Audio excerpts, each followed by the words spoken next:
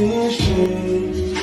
Since you came in, I knew back then you were that special. I'm so in love, so deep in love, that you came into my life. You are so sweet, I want to be as you get into the light. You blind me with your love. What's up, guys? My name is HybridChillin and welcome to today's video. Today I wanted to talk about moves on Fahk that are underrated, right? So they won't be back forth 4, they won't be 3+4 type moves, right? But it's moves that under the right circumstances you will get absolute value out of them, right?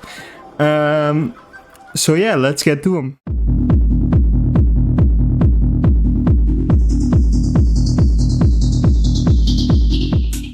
Now, for the first move I'll be talking about is down forward 3. Now, why would you use down forward 3 if down 4 is so good, right? This is my 14 frames, so very fast, has a very strong countered effect. So why would you use down forward 3? Well, first things first, this has twice the range of down 4. As you can see, the range is enormous. Right, over here this will whiff. Disconnect. Sorry. Right. So it has more range than down 4. It's less minus on hit than down 4. -1, -4. And on block it's only -13. So it's safer than down 4. Down 4 being -15.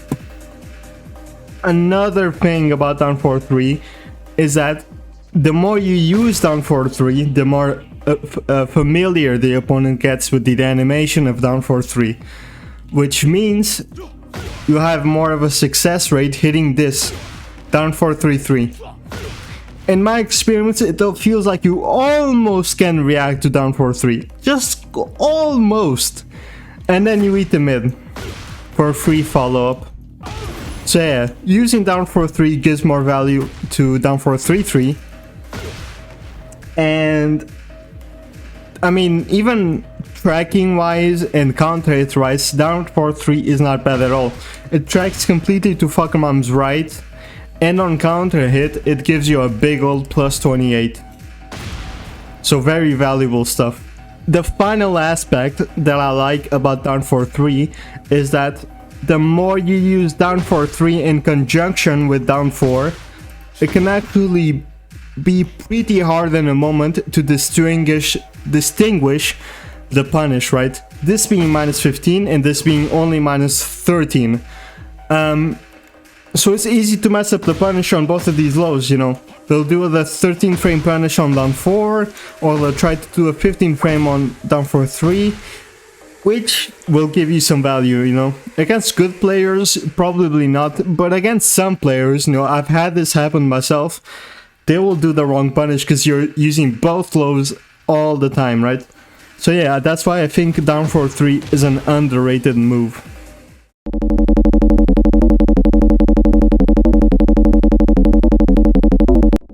Next move I would like to talk about is forward 4.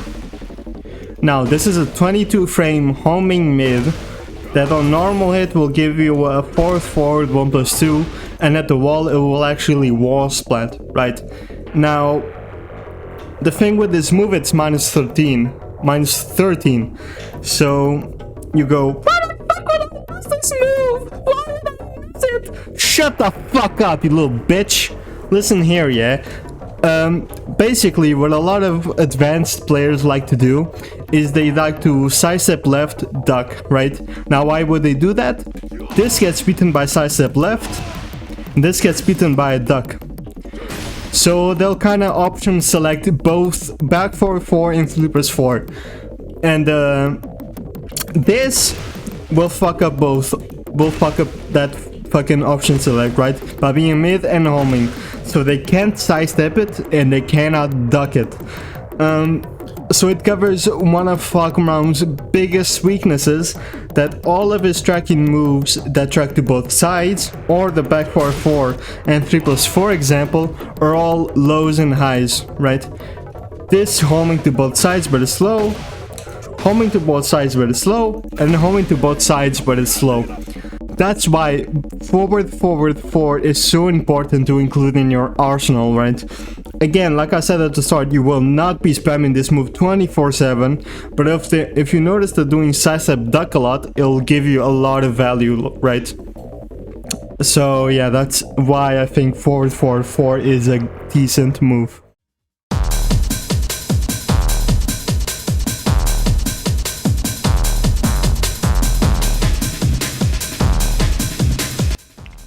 Now the next move I wish Falkram players used more is back 3+4. Bam! Power mid, 17 frames, linear to both sides, and -13 on block. So why is this move good exactly? Well, bam! You see that fucking range? It's insane. And at this range, like barely anyone can punish, right? You'll be too far away if they block it. And it's a fantastic keep out, right? You won't be using it 24/7 because it's linear, but it's a very strong keep out option, you know. I love doing it at the end of rounds when they're one hit away and they're trying to get in to kill me, but pow. So it's very strong. And on counter hits, you get a free follow up. And a wall splats on counter hit. Very strong move that you won't be spamming 24/7, but in the right situations, it's very fucking underrated in my opinion.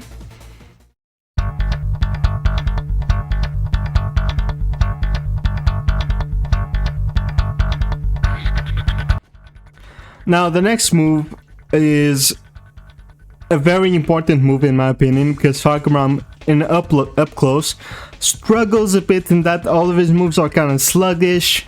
You know, he's very unsafe, or not unsafe, but he loses turn a lot when he's up close. So down 2 is an extremely important move. Let me turn off counter it. Because it's like the best dig jab in the game, right? It's a generic dig jab, but they cannot be low parry. So even if they have a read that you're gonna low parry, they cannot do shit. They cannot do shit, right? And on normal hit, it frame traps while standing 4. This is a frame trap. And you can do stuff like, if they start respecting the dig jab, you can do stuff like full crush on 4-2. Right? So very strong stuff. It's just a very good move in my opinion to start the opponent's momentum, and it's very valuable to Falkram in my opinion, because it also sets up his full crouch game a little bit.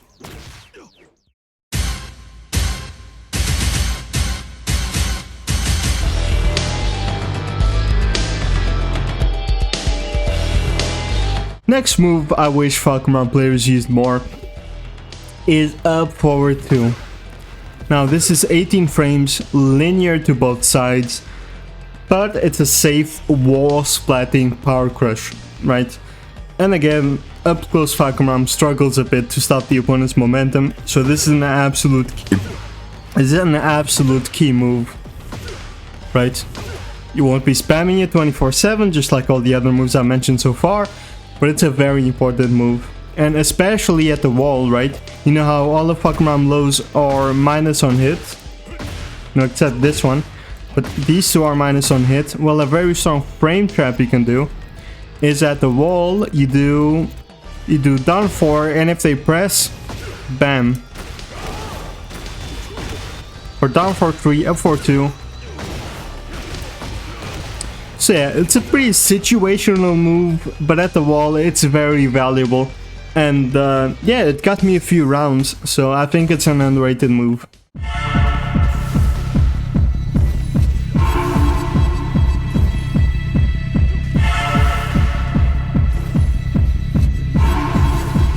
So now the next move I want to talk about is his install forward 2-on-2.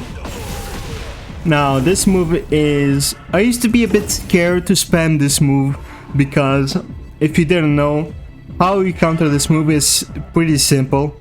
You power crush the last hit, oh sorry. You power crush the last hit. Or you do a side step right into punish. Oh, that was what the fuck. As you can see, right? So there is a lot of counterplay. But that's not to say it isn't valuable. Well, in my opinion, the reward you get for when the hit lands is very good. Let me just show it to you. On normal hit, this is all guaranteed. And as you can see, it fucking floor breaks and floor blasts.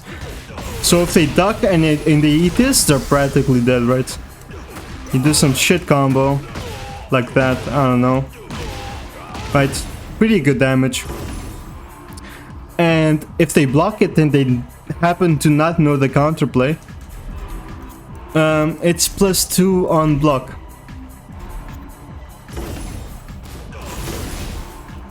And why is this good? Well, first off, it sets up 1-1 as a frame trap.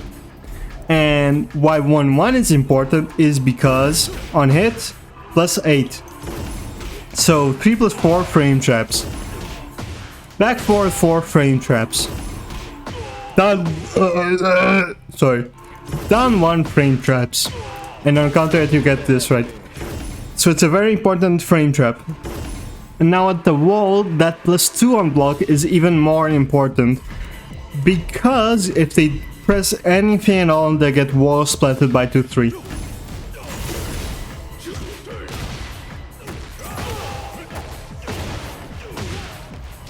Right? You get the point.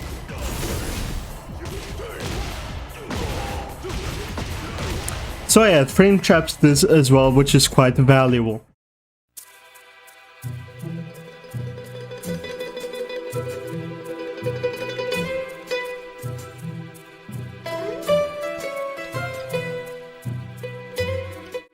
Next up, I want to talk about Heat Engager into full crouch. Something that I never fucking do, but I honestly should, because it's very fucking strong. Right? Into a full crouch mix-up. Now, the full crouch mix-up itself isn't necessarily the biggest thing. The biggest thing is while standing 2. And with install, in Heat you always have install, right? So you can go for stuff like this. I can't explain the amount of value I get off of this mix-up after a Heat Engager. Very fucking strong stuff. So now just to give you an example, right? Of another reason why this move is so valuable. Bam! Nice shitty combo, but you get the point, right? Very strong stuff, especially when there's a wall right next to the opponent. Okay, so now another reason why I think wall standing to Hell Sweep is very strong is because of this setup I'm gonna show you right now. Basically, you do a launch, heat dash into wall standing 2.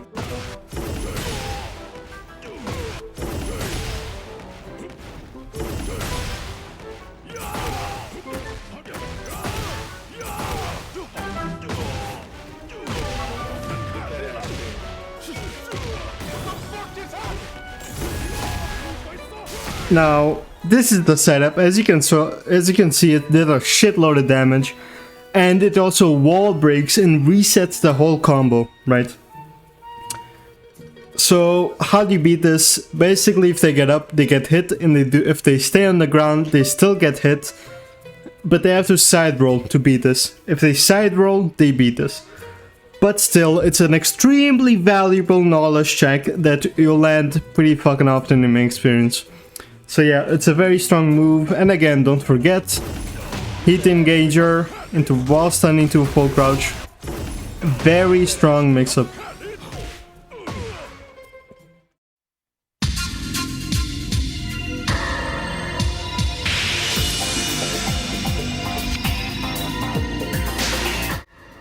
Now next up, and the final move I want to talk about is this. Any of the charge ups, and to hold down, and specifically when there's a breakable wall. This slow is homing to both sides. It technically is a bit gimmicky because they can react to the charge, but even if they react, they block it and you're only minus 12, right? Minus 12 is fucking nothing for the reward you get. Let me show it to you. Basically, you're at the wall, right? Blah blah blah, and then you do this, boom boom. And the wall breaks. And you can do whatever shitty combo you want, right? But my favorite part about this move is setting it up as a wall combo. Let me show you an example. So you'll do a shit combo, whatever you want. Then here you do 4-3-2 into cancel. And it resets the entire fucking combo, right? If they do any side roll, it will catch them and they get launched yet again. You can do it off of any charge.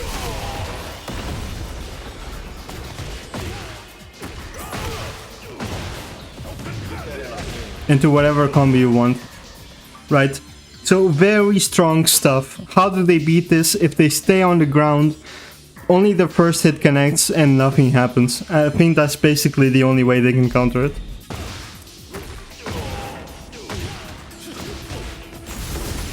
Right?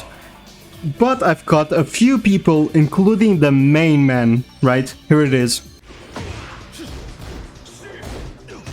Nice.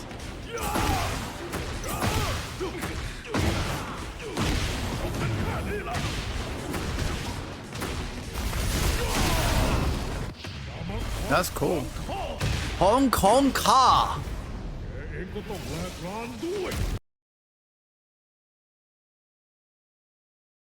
So it's a very valuable move considering it's only minus 12, and with this wall setup I've just shown you, extremely strong stuff. Extremely strong I tell you, please believe me. So yeah, that was it for my quick video. Probably not so quick, but yeah. Also, before I end, I just want to thank you guys for the support on the last video. Honestly, when I uploaded the shitty guide, it was just something I did for myself, you know. I like editing a little bit, random ass videos. And I thought that video would get maybe like 60 views, but it ended up getting 500 and like 20 likes. So I really appreciate you guys. And yeah, leave in the comments if you have any ideas if you want me to upload next. Yeah, I hope you guys enjoyed the video. Thanks for watching. And yeah, I love you guys. Bye bye. Bye bye. Bye bye. Bye.